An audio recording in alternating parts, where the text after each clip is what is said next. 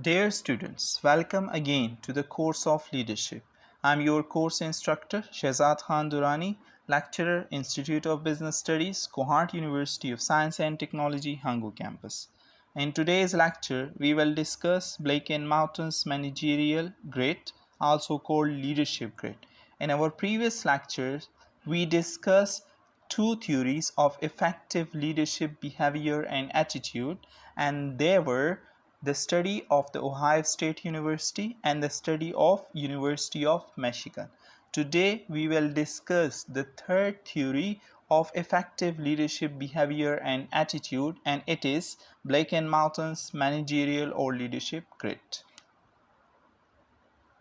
Our outline, it includes Blake and Mouton's managerial or leadership grit. So we will discuss the historical perspective of the managerial grit, and we will also discuss the purpose of the managerial grit and its factors. Then we will talk about the leadership grit components, and they are authority and compliance. We will talk about it. Country club management, we will discuss this. Then we will talk about impoverished management. Then we will talk about middle of the road management, and at the end we will talk about team management. So let's start. Blake and Mouton's managerial or leadership grit. The historical perspective. Developed in early 1960s, this grit was developed in early 1960s, used extensively in organizational training and development, right? So this grit was used successfully in the training and development processes in different organizations. The purpose of this grid was or is designed to explain how leaders help organization to reach their purpose, right? So how can organization get to their goals, right? So this grid is actually helpful for the organization to get success. It has two factors. The first factor is concern for production, right? So the focus is on the production, on the task, how a leader is concerned with achieving organizational task, right? So the task behavior. The second concern is concern for the people, the relationship or the relationship behavior, right? So how a leader attends to the members of the organization who are trying to achieve its goal. So how a leader is attending the followers, how a leader is actually behaving with the followers, that is actually the concern for the people. Then Blake and Mouton's managerial grade, the graphical representation. So we will discuss that is taken from the ResearchGate. The link is here. So let's see, look at this graph. In this graph you can see the x-axis and you can see the y-axis, right? Or here horizontal, or you can call it the vertical axis. Here this graph represents some numbers from 1 to 9, and 1 represent the lowest value and 9 represent the highest value. So here you can see the concern for production and concern for people, right? From 1 the lowest number and 9 is actually the highest number, right? Here for example we can see the 9. Here there is a dot on the 9, like on the plot you can see that 9 number is here, so it means 9 1, right? So 1 is actually the concern for the people and 9 is actually the concern for production, right? So this managerial style, actually from this graph we can see that this 9-1, this style focuses on the production and less concern for the people, right? Then look at here, 5-5, this is called middle of the road, and both represents like 5 and 5 numbers. So we can call it that the concern for the people and concern for production is the same. That's why we we are calling it middle of the road style, right, or middle of the road management style. Then we have the impoverished. Both are the low numbers, like lowest number is 1 here, concern for the concern on the x-axis, on the y-axis, and the same goes for the x-axis, 1 1, right? So the concern for the people is low and concern for production is low. Then in the country club we can see that the concern for production is actually low, which is 1, right? And the concern for people is high, so that's called the country club style. Then we have the team style. Both are in high numbers. Both the concern for the people and concern for production are high, so it's called the team style, that they are focusing on both on the people and both on the production sides, right? So let's see, we will discuss this concept or these components one by one. So let's see.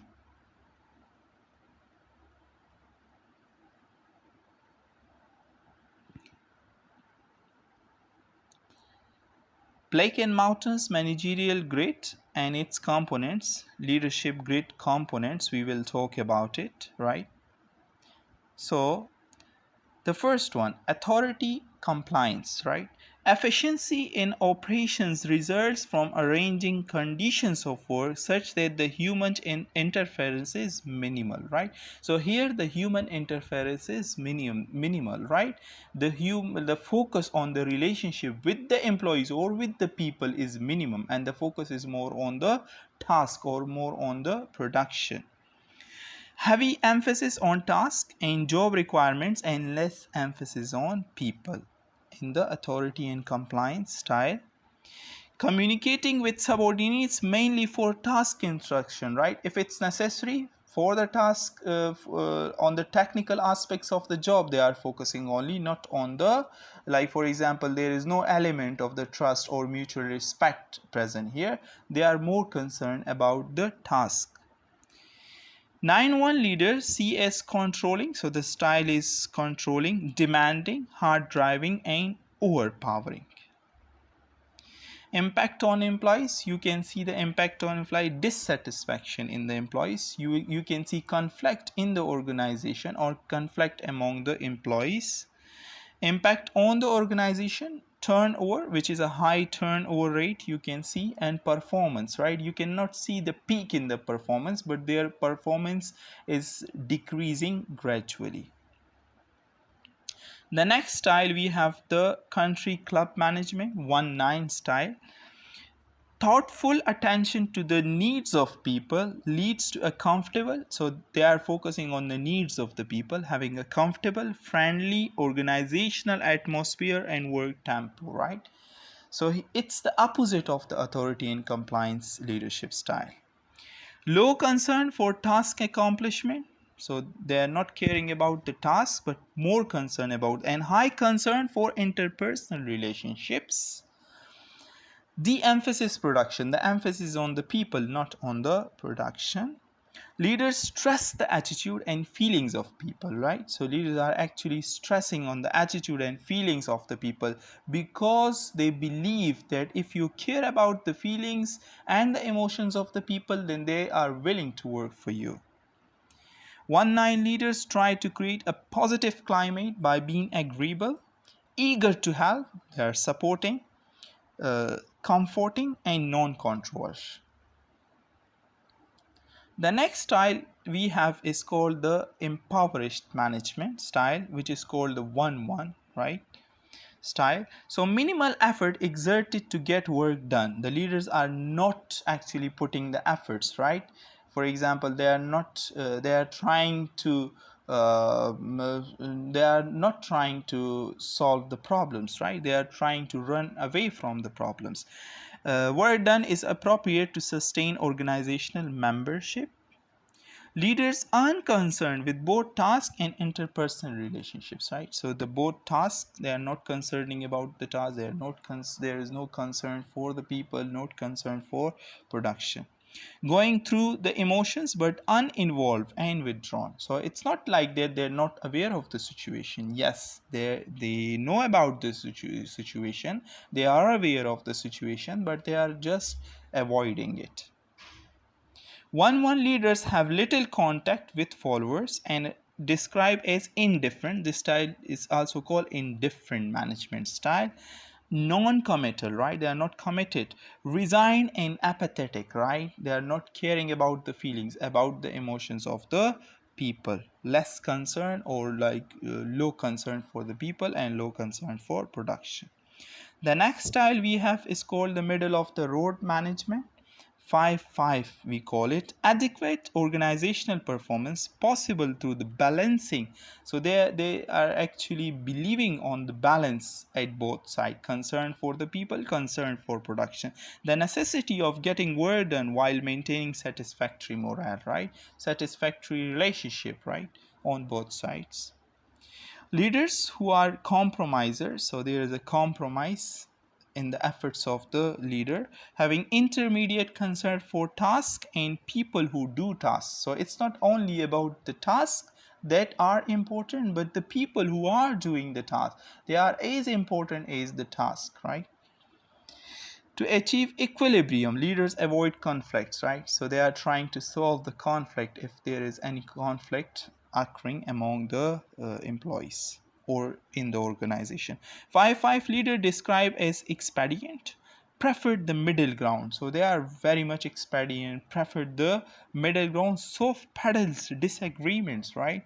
They are trying to avoid it, right? They are trying to solve the agreements, right? The disagreement, if there is any. Swallows convictions in the interest of progress. So for the interest of progress of the organization, if there is any verdict that is coming against the employees of the organization, right, so they are not going to for example raise that situation. They are trying to solve it, right, in the organization.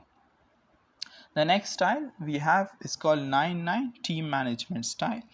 Work accomplished through committed people. So like both are high. Concern for the people, concern for production is high. Interdependence, with the help of a common stake. Both have a common stake, the leaders and followers. They have the objective, they are focusing on the objective of the organization, which leads to relationships of trust and respect, right? So both, there's a mutual trust, mutual respect present here. Strong emphasis on both task and interpersonal relationships. So strong emphasis is present on both the concern for the people and concern for the product. Promotes high degree of participation and teamwork. So they believe on the teamwork, they believe on the participative management styles. 9-9 leaders stimulate participation, acts determined, right? Makes priorities clear. The priorities are very much clear. Their role are not ambiguous, right? You cannot see any role ambiguity. Follows through, behaves open-mindedly, and enjoys working, right? These are the references that I use while making my slides. Thank you.